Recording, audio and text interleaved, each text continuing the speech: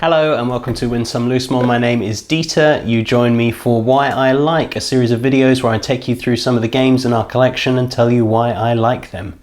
Today I'll be telling you why I like Quadropolis. Quadropolis is a 2 to 4 player tile drafting city building game from Quadropolis. It's nice and simple. I'll show you the rules very quickly and I'll come back and tell you why I like Quadropolis. So here I've got the game set up for 2 players.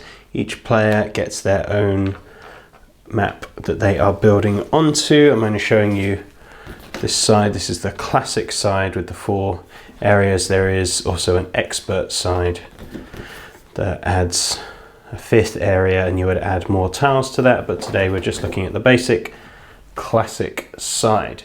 Now there is also this central board where the tiles will be drafted from. Each player gets their architects numbered 1 to 4.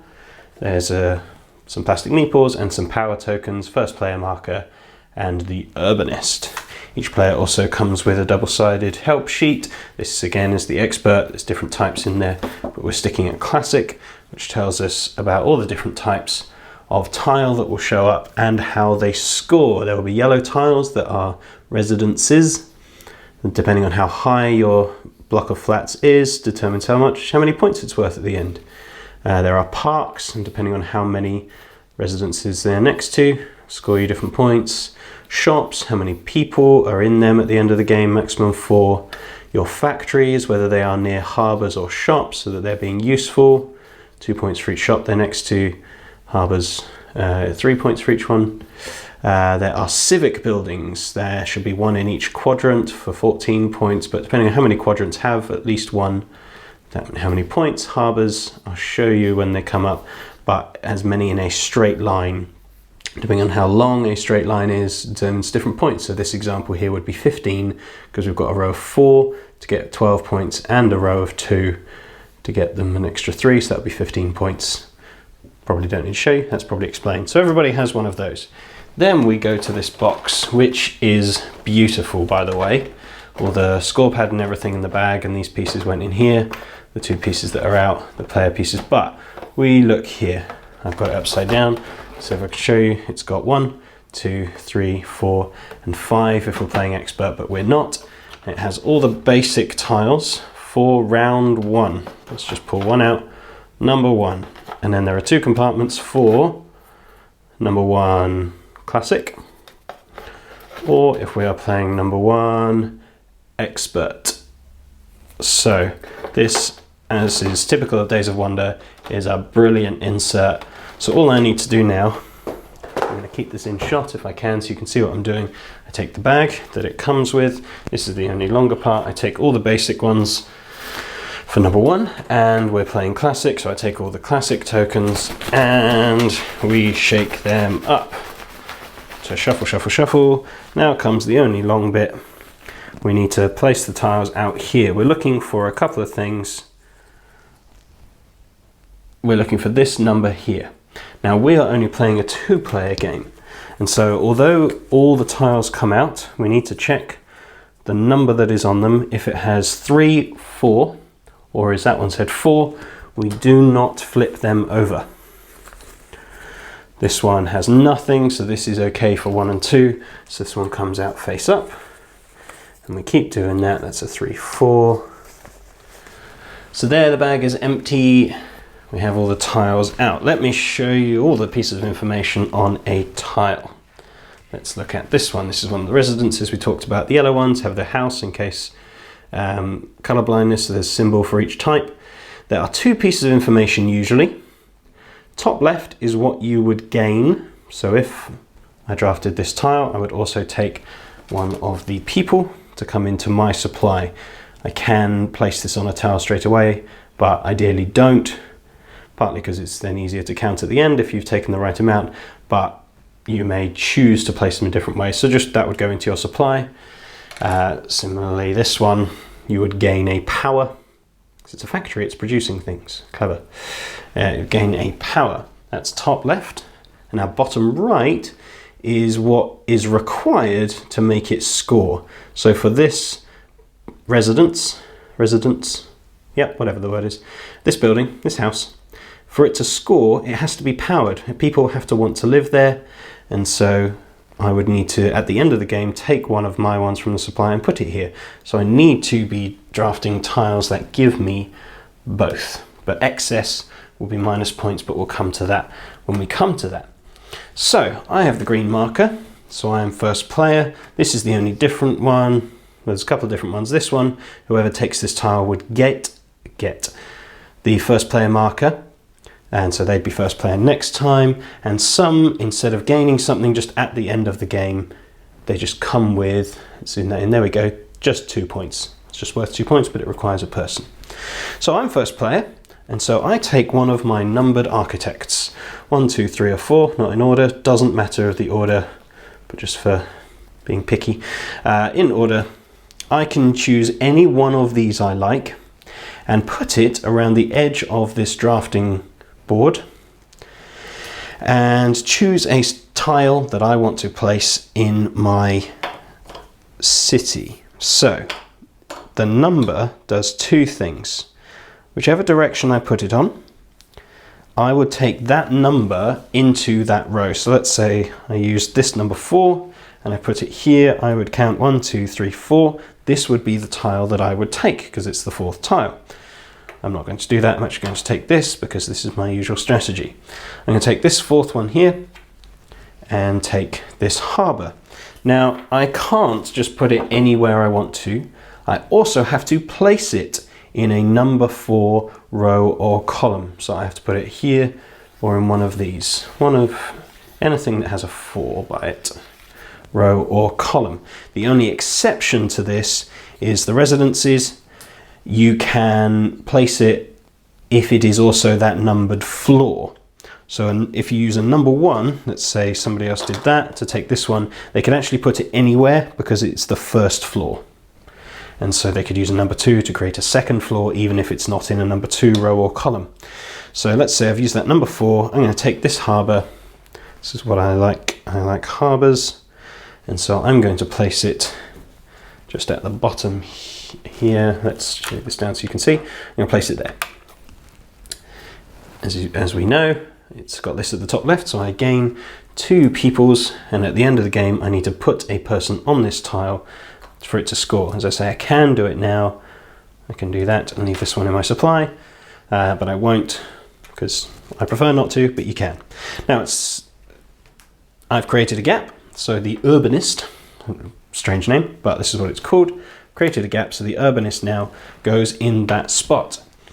The red player, or my opponent, now chooses one of their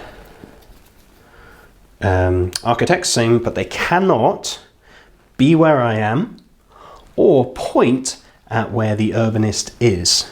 So they could not do, oops, that's the wrong number. They couldn't do that one to get that because it's pointing in the direction of the urbanist. So let's say they take their number 2 and they take this civic building. They have to place it in a number 2. They've created a new spot, so the urbanist moves. We can now point at this row, this column, sorry. And they take this, place it in one of their number 2s. They now have 1 civic building in one of their quadrants, but again, it would need to be manned at the end because that's what it said.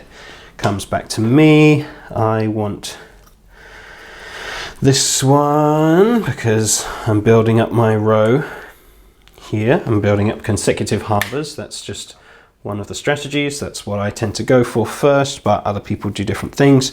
I gain 2 power. And so on and so on and so on. Let me just skip further on in this round so you can see how the board may have progressed. So let's say we've both drafted now. We've both got 4 tiles. You can't quite see it here, but he's stacked up a couple of the houses to get more points that way. Now they gain every person that comes up, so they've gained 4, but only 1 power at the end isn't needed to power the whole thing. They don't need 1 for each. That's now covered up. So they've gained the people. So I've got now a lot of power in my supply they're going to have to do something with. Now they have a park, and the benefit of a park, it can just recycle, use some of the waste. 1 piece of excess power at the end of the game. This can absorb. So, should have moved the urbanist around, did I? Probably. Let's say I did it right. And so at the end of the round, these ones weren't used, so these ones go away. We'll take the urbanist off. We do this. And everyone takes their architects back. No one took the tile with the first marker on it. So I stay as first player. We take number 2 into the bag. We take the classic tiles, they go in, we shuffle up, we lay out again. We do that 4 times. There are 4 rounds in classic, and then we do our maths at the end. So why do I like Quadropolis? Well, as it's a Days of Wonder game, the production is just excellent quality. Everything that you would want to be good is good. The cardboard is thick and chunky. Those plastic pieces are really nice. The insert I showed you is just brilliant. The very activity of putting the game away at the end shuffles all the tiles ready to play the next time. So you just shove them straight in the bag, out they come, you're good to go. That they've separated out the classic and the expert tiles. It's just physically designed really well. Some people think the player boards are too thin. I get that, but they don't need to be thicker. The box is full enough as it is. They work. They're just lying flat. They don't need to be anything else. That's really nice. For me anyway.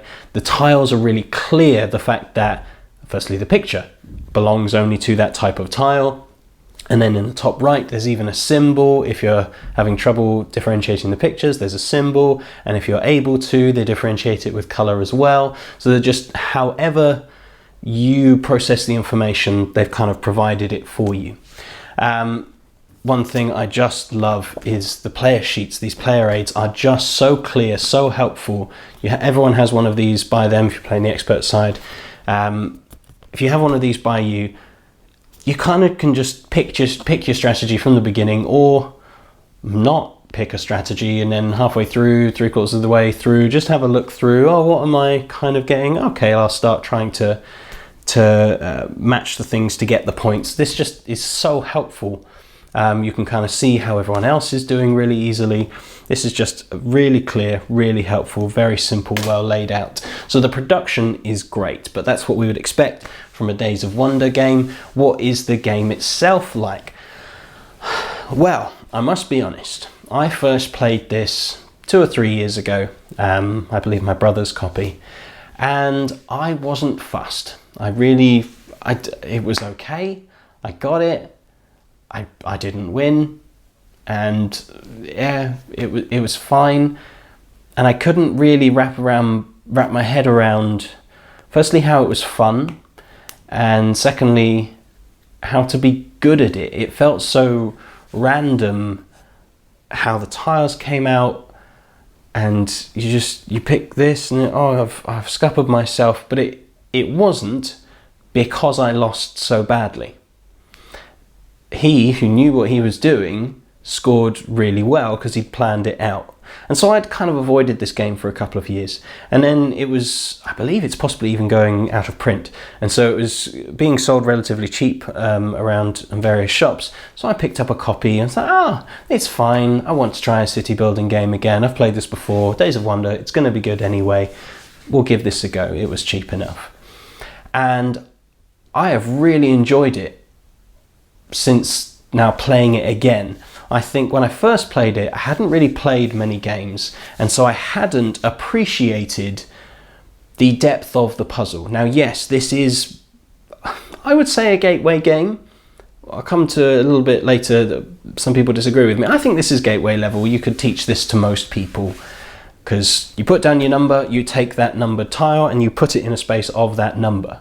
It's very simple, but I hadn't appreciated the depth of that choice, because it looks light, and it is simple. You don't need to put that much into it, but you can, picking one of your strategies, and say I typically choose harbors first and civic buildings. I can only balance in my head 2 things at once, but other people do different things. A lot of people do building houses and such things. But once you've chosen that, you go, okay, look at the board. I'm only going to get one of these turns one or two or three other things will have gone by the time it comes back to me. So which one is the best one to take now? Which one will that then block off that I think the other people need because of where the urbanist moves to? And that is just the simple kind of pattern building thing, which is a nice puzzle in itself. But then it's got this added layer of the resources, of the people and the power. Now this, I said I'd come back to, is the thing that for a few of the people I've taught, stop it being a true gateway game. I've taught this to, you know, proper gamers, people that play much heavier games, and they even found that on their first playthrough, again, I've only played it once with them, that having that extra thing to think about of going, oh, I've got all these excess things and I wasn't really taking into account that I need to allocate them to places or use them up in shops or in parks, and now I've just got loads of minus points. I wasn't really thinking about that. For them, that kind of was an extra level of thinking, and I get that, but for me, that's what makes the game interesting. The simple pattern building, there are games that do that. We've got Between Two Castles of Madkin Ludwig from Stonemeyer and Bezier Games. That is just the simple, you're building a house and everything scores depending on where you place it. Among the Stars, those types of things, interestingly, both drafting games. But there are lots of these kind of light city builders. There might not be lots, just a couple. But the pattern building itself is fine. That's an okay thing. I've taken a number one. I need to place it in a one. Oh, I've used them all. I actually can't take that. That was a stupid move on my part. I should have planned better. Sure, that's a nice game, and that's what I took it for initially. Now playing it, having those two resources is what makes the game for me. And so I've not even gotten around to teaching the expert mode. The classic mode is absolutely fine for the level I'm playing at and for the people I'm teaching it to, because you've already got those two things to think about. Expert adds another dimension with having a fifth thing. There's other rules, I won't bother with that just now, but it makes the game really engaging. You've got the pattern building, which I like. I like the abstract kind of pattern buildings, but now adding the resources is just clever. And at the end, actually, I don't have enough. Where do I allocate it to? What of these types of things is going to score the best? Do I not man one of these harbours to lose 5 points to man this thing to gain this? No, that would be silly. Let's not put people in shops and just not score the shops. Okay, let's do that. And that balance is really nice. I'd recommend this game, I would. Particularly as it's relatively cheap at the moment. I don't know what it was very originally, maybe like £40, probably not worth that. But at the prices I'm seeing it at the moment, I would definitely check it out. I'll put a link below. It is currently available. If you're watching this much later, maybe it's not, but I'll put a link below where you can pick it up if you want to. So that's pretty much it. It's light, it's simple, it's fast. Like physically really simple. You put things in a bag, you lay them out, you flip them over, you use your number, you put it in the right place. Nice and simple.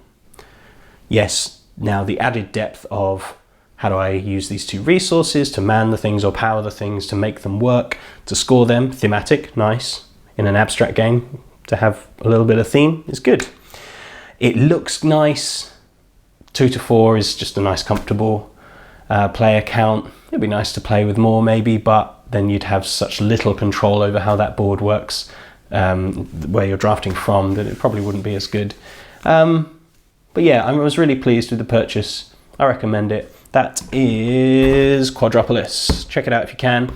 It comes with a little expansion inside, and there's a public services expansion which adds different tiles in, but even just the base game, nice and simple. It's good. So thank you very much for watching. That was Why I Like Quadropolis. Do follow us on social media. We're on the various platforms, Twitter, Instagram, Facebook, those kinds of things. You can stay updated with the kind of things that we get up to between now and our next video. Do like, share and subscribe to this channel if you don't already. I look forward to seeing you next time. I've been Dieter for Winsome Loosemore. Thank you. Goodbye.